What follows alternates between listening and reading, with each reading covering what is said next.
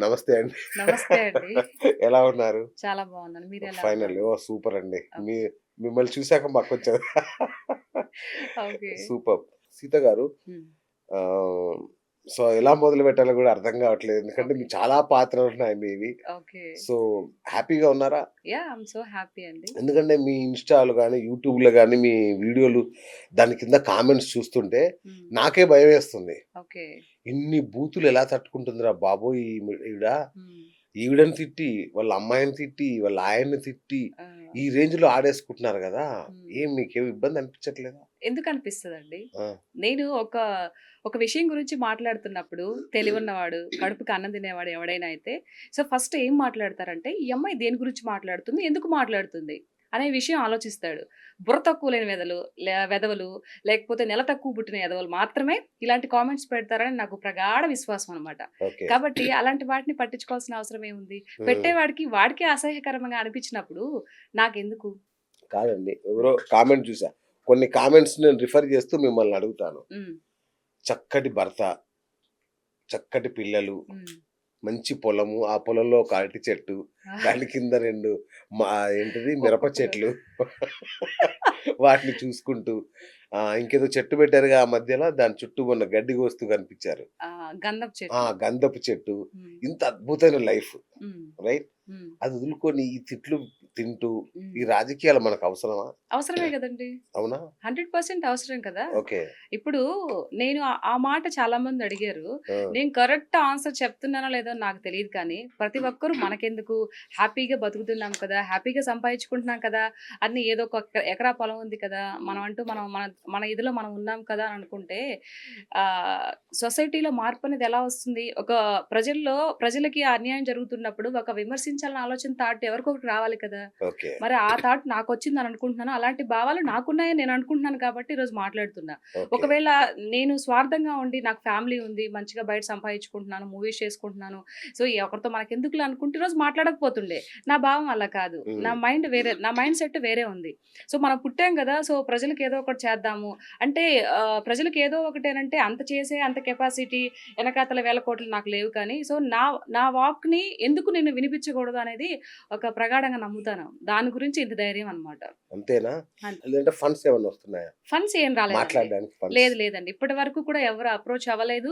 అసలు మా నియోజకవర్గంలో ఉండేవాళ్ళు కూడా పలానా అమ్మాయి మాట్లాడుతుంది. ఇంత చక్కగా మాట్లాడుతుంది. ఇంత కౌంటర్ ఇస్తుంది అని ఎవరు కూడా వి ఆర్ నాట్ అప్రిషియేటింగ్. అవునా? హ్మ్. నమ్మలేకపోతున్నానండి. నిజంగా అండి. ఆ! ఇప్పుడు ఎవ్వరు కూడా నేను ఆయన చెప్పుండేవాళ్ళని కదా! ఇలా వచ్చారండి నా వీడియో పెట్టినాక విని మా ఆత్మకూరు నియోజకవర్గం నెల్లూరు డిస్ట్రిక్ట్‌లో ఇలా వచ్చారు అని చెప్పేసి ఎలక్షన్స్ జరిగినప్పుడు మా ఆత్మకూరు నియోజకవర్గం వేమిరెడ్డి ప్రభాకర్ రెడ్డి గారు మంత్రి, ఆనం రామనారాయణ రెడ్డి గారు హ్మ్. ఆత్మకూరు నియోజకవర్గం ఎమ్మెల్యే. అయితే ఓటేసొచ్చిన తర్వాత ఫస్ట్ వీడియో పెట్టి చెప్పింది నేనే. పబ్లిక్‌గా చెప్పింది నేనే. ఓటేసిన తర్వాత ఎవరు చెప్పరు. అవును. కానీ నేను ధైర్యంగా చెప్పాను. ఎందుకంటే ఇంతకు ముందు ఉన్నటువంటి పరిపాలన పోవాలి. ఒక మంచి పరిపాలన రావాలి. ప్రజలు మంచిగా అభివృద్ధి చెందాలి. రాష్ట్రం కూడా అభివృద్ధి చెందాలి అనే ఒక ఇదితో నేను పెట్టాననమాట. ఇప్పటికి గూడా ఉంది ఆ వీడియో. సరే నేనొక కామన్ మ్యాన్‌గా అడుగుతున్నా మిమ్మల్ని. హ్మ్.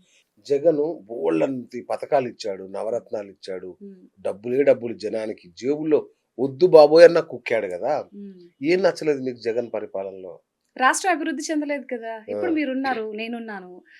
మీకు అమ్మఒడి ఇచ్చాడు, అన్నీ ఇస్తున్నాడు. అదే పథకాలు నవరత్నాలని చెప్పారు అవును. కదా! నవరత్నాల్లో కొన్ని చేశాడు. ఓకే. ఇస్తున్నాడు.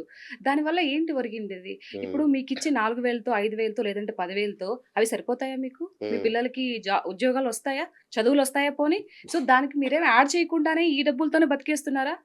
లేదు కదా! అవును. సో, ప్రజల్ని సోమరిపోతుల్ని చేసి, వాళ్ళు ఒక ఈజీ మనీకి అలవాటు చేసి పడేస్తే ఎట్లా అండి? నువ్వు హ్మ్. రాష్ట్రం అభివృద్ధి చెందితే ఇప్పుడు చాలామంది అడుగుతున్నారు.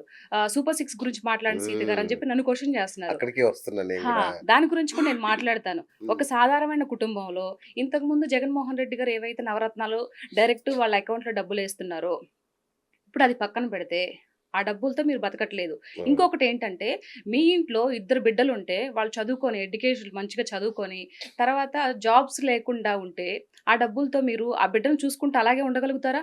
బహుశా తినడానికి వస్తాయేమో! ఆ పిల్లలకి ఉద్యోగాలెలా వస్తాయి? హ్మ్. ఎప్పుడొస్తాయి? రాష్ట్రం అభివృద్ధి చెందితేనే కదా వస్తాయి.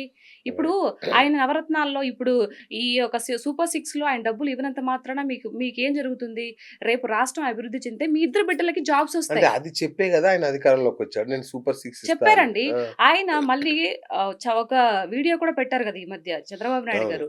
నేను సోషల్ వెల్‌ఫేర్‌కి ఇవ్వలేకపోతున్నాను ఏదైతే వచ్చిన అవును. డబ్బులు, నేను రాష్ట్రం అభివృద్ధి చెందడానికి పెడుతున్నాను అనే దానికి నేనేం చెప్తున్నానంటే, ఆ ఫ్యామిలీలో ఇద్దరు బిడ్డలుంటే, వాళ్ళు ఇచ్చే డబ్బులకు కాకుండా రేపు వాళ్ళకేదైనా ఉద్యోగాలొస్తే నెలకి 50, 60 వేలు సంపాదిస్తారు కదా ఇద్దరు.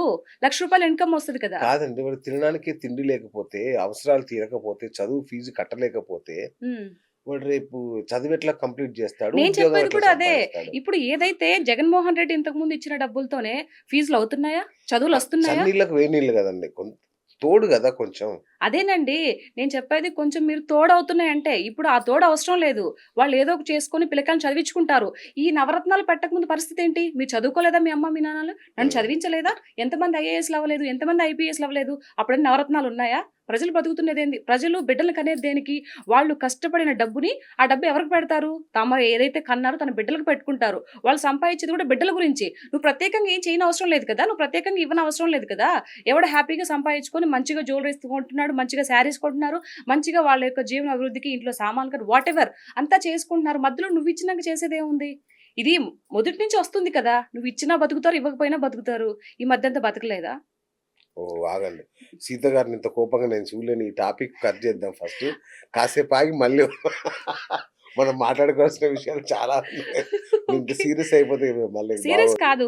అడిగే వాళ్ళకి చెప్పాలి కదా సమాధానం నేను. సూపర్ అవునవునవునవును. 6 గురించి చెప్పండి అనంటే, నీ యెస్. ఇంట్లో బిడ్డలకి ముందు ఉద్యోగాలొస్తే ఆటోమేటిక్‌గా సొసైటీలో మీకో గౌరవం పెరుగుతుంది. అరే! పలానా వాళ్ళ బిడ్డలు పలానా దగ్గర జాబ్ చేస్తున్నారా, పలానా కంపెనీలో జాబ్ చేస్తున్నారా అంటే ఒక హుందాతనంగా ఉంటుంది. రేపు ఆ బిడ్డలకి పిల్లలివ్వాలంటే కూడా వాళ్ళిస్తారు. ఎంత బెనిఫిట్స్ ఉన్నాయి. సరే అండి. మీ ఇప్పుడు రాష్ట్రాన్ని శాసిస్తున్న 2 కులాల్లో మీదొకటుందా? హా! ఉందా ఒకటి? ఆ! ఏది? మేము ఓసీకి చెందిన వాళ్ళమేనండి. ఆ ఆ! రెండిట్లో ఆ మూడిట్లలో ఉందా ఆ! పోనీ? ఆ మూడిట్లలో ఒకటి. ఓకే. ఆ ఓకే. మూడిట్లలో అధికార పార్టీలో వాటిలలో ఉందా ఒకటి? ఆ! ఓకే. హ్మ్. సో, ఎందుకు అడుగుతున్నా అంటే, అప్పుడు లేవని నోరు ఇప్పుడు లేస్తుందే హ్మ్. అని అడిగే వాళ్ళకేం జెప్తారు? ఇప్పుడు నన్ను ఒకరు ఓసీ అయినా పర్వాలేదు, బీసీ, ఎస్సీ, ఎస్టీ అనుకున్నా పర్వాలేదండి. నేను హ్మ్. ఇదే చెప్తాను. కులాలతో, మతాలతో నాకు సంబంధంలే. నా వాక్ ఏదైతే వినిపించాలనుకున్నానో దాంట్లో నేను స్పష్టంగా ఉంటాను. హ్మ్. సో, ఎవరో ఏదో చెప్పారని, ఎవరో ఏదో అంటున్నారని నేను వెనకడుగేయను, బెనకను గూడా. హ్మ్. ఆ!